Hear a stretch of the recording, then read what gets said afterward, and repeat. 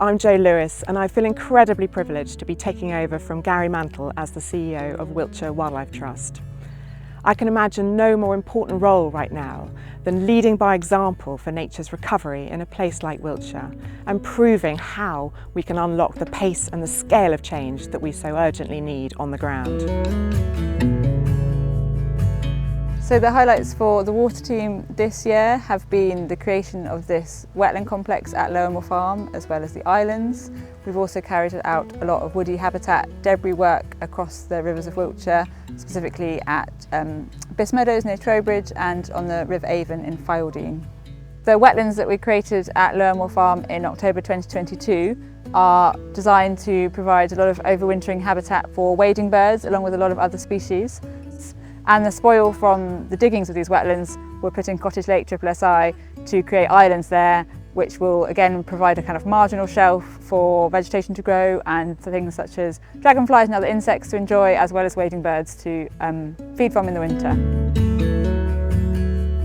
The highlights here at Echo Lodge Meadows are the marsh fritillary butterfly, and in order to increase their numbers we've been working really hard to get Devil's Bit scabious, which is their food plant, across the rest of the reserve. So as you can see behind me, there is a beautiful Devil's Bit scabious meadow, but some of the other meadows don't have quite as much of the food plant, so we're looking to spread it across the reserve. The marsh fritillary butterfly is a species that's gone through 66% decline since 1990.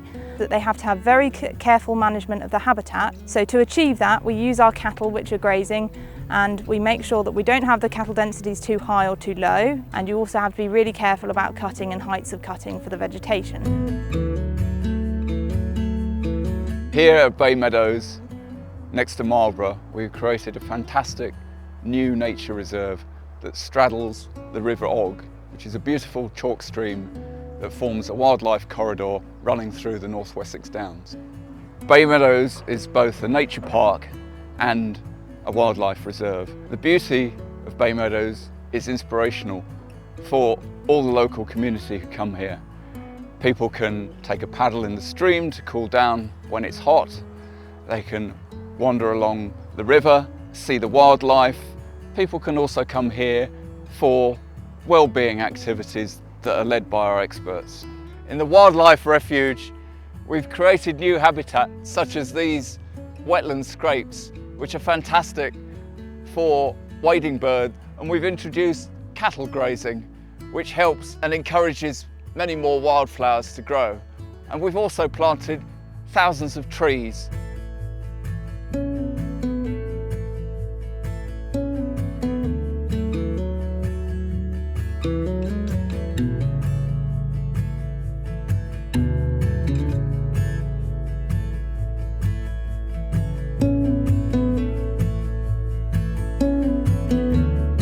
For the past 2 years, we have been working as part of a large collaboration with Avon Wildlife Trust and Entrade, thanks to funding from the Green Recovery Challenge Fund, to develop and create an online marketplace called the Bristol Avon Catchment Market. The Bristol Avon Catchment Market essentially looks to provide the opportunity for landholders to create new nature-based projects on their land and diversify their income stream. And on the other side of the market, it brings forward ethical businesses an opportunity to buy the environmental services that they might require to meet their environmental goals. We've already run the first online biodiversity market within the UK and successfully settled that market round, seeing lots of new projects created. So we're currently working on our second market round and developing a whole new pipeline of projects. As part of this work, we really wanted to trial agroforestry because of the many benefits that it brings into particularly farm systems and in-field cropping systems. So agroforestry is essentially the introduction of trees and hedgerows and shrubs back into the landscape. So in the scheme that we have at Mill Farm, we've actually looked at bringing in rows of apple trees. So they're semi-dwarf apple trees with about 1.5 hectares of wildflower enhanced grassland underneath. And for us, the excitement around agroforestry is that it can offer so much in terms of supporting not only biodiversity but also climate. WSBRC are the environmental data hub really for Wiltshire and Swindon, and we're basically the custodians of species, habitats and site data for the whole of the county. We've been storing that since 1974.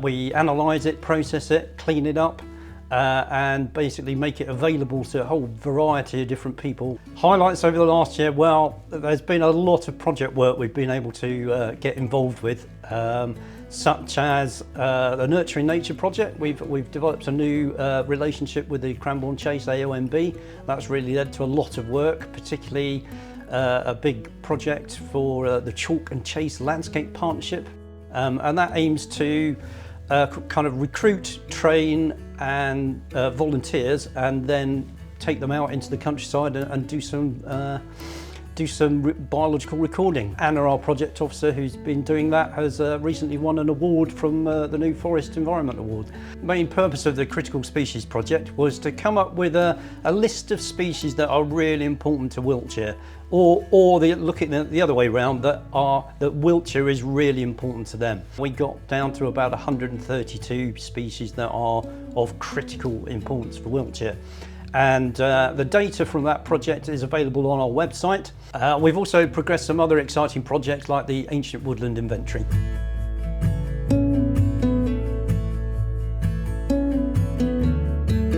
As the Trust's Ancient Woodland Specialist, I have been mapping all of the ancient woodlands in Wiltshire, and my research shows that Great Wood has a history that goes back many centuries.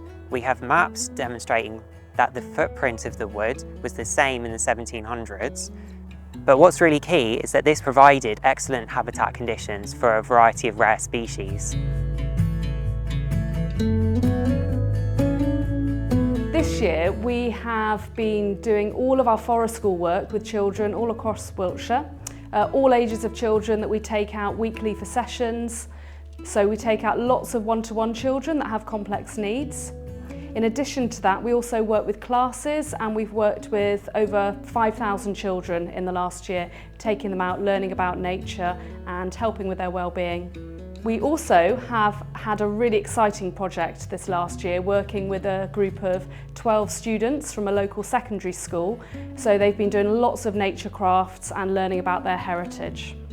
Langford Lakes and Lowermoor Farm are our flagship nature reserves, so we deliver lots of education workshops there, and they have fantastic facilities with ponds that we can do pond dipping, woodland areas, and we've been working a lot also to make it more accessible, because we have some young people with some significant and profound disabilities. One of the main goals of the U team is to help encourage as many people to get outside as possible and to live more sustainable lifestyles, but also to encourage schools to improve their school grounds for biodiversity.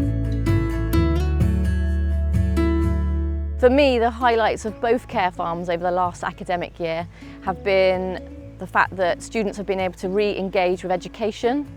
They've built trusting relationships. They have a space that is calm and safe. They've managed social interactions by having one-to-one support workers.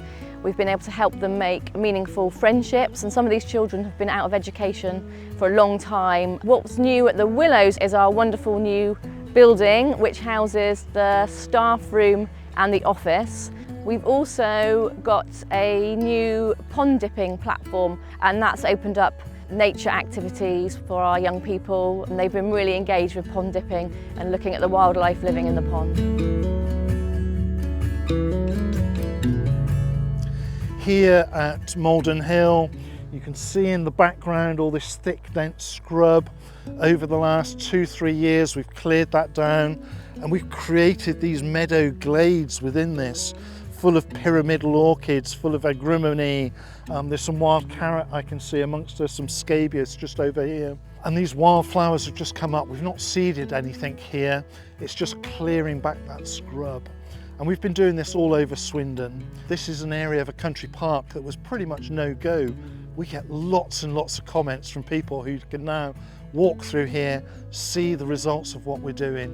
The project is a partnership between ourselves, Swindon Borough Council, and in particular the Great Western Community Forest. Swindon Borough, the Great Western Community Forest, have extended that partnership in the last year, and we're looking for 5 years of further work, further volunteers, further effort across Swindon Borough on sites like this. Our team provide opportunities for local people to improve their mental well-being through connecting to nature. So our team take people out to local nature reserves and green spaces. We help people to connect to nature through activities like mindfulness in nature, wildlife walks, practical conservation and arts and crafts in nature. Over the last year we've just completed our 6th year of working with people in Swindon. We've just had new funding from the Armed Forces Covenant Fund Trust to work with Armed Forces veterans, a new project that we've got running in Trowbridge at our Green Lane Wood Nature Reserve. This year we've started to use the 5 Pathways to Nature Connectedness, which is a framework developed by the University of Derby, all about sort of addressing moments, not minutes. So it's not just about time you spent in nature that helps people's well-being. It's about what you do when you're there, focusing in on the beauty that there is in our green spaces. The benefits of being in nature for people are huge. It has a massive impact. You can see almost as soon as people come out with us on groups, you can see them starting to relax. The feedback we get from people is phenomenal. We have people saying that they don't think they'd be here if it hadn't been for our groups. In the year upcoming, we've got some exciting new projects. In particular, we're going to be working closely with the Harbour Project in Swindon, funded by the Community Foundation, and we'll be working with asylum seeker families, taking them out to local green spaces and helping them to realise that these spaces are also for them.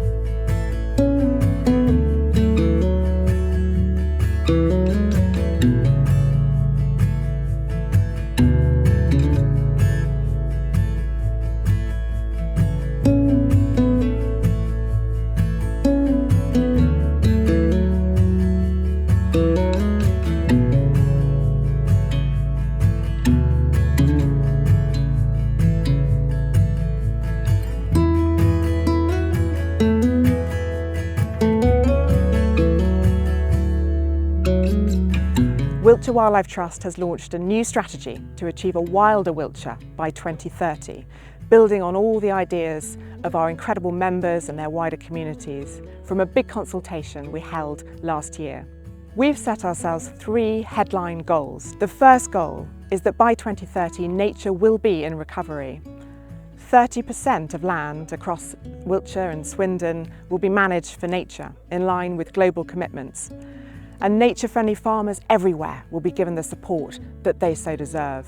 Our second goal is that by 2030, 1 in 4 people will be empowered to take meaningful action for nature. And crucially, that every child will have the opportunity to experience the joy of nature in a way that can spark a lifelong interest.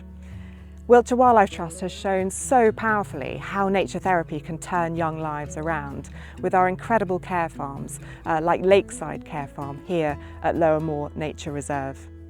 Our third and final goal is that nature will be valued by key decision makers, and nature-based solutions like new woodlands and wetlands will be playing a key role in tackling the climate emergency.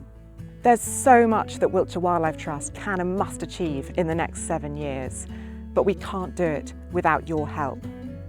So a huge thank you to all of you, whether as members or volunteers, partners, supporters, funders. When we achieve nature's recovery in Wiltshire and Swindon, it will be thanks to you.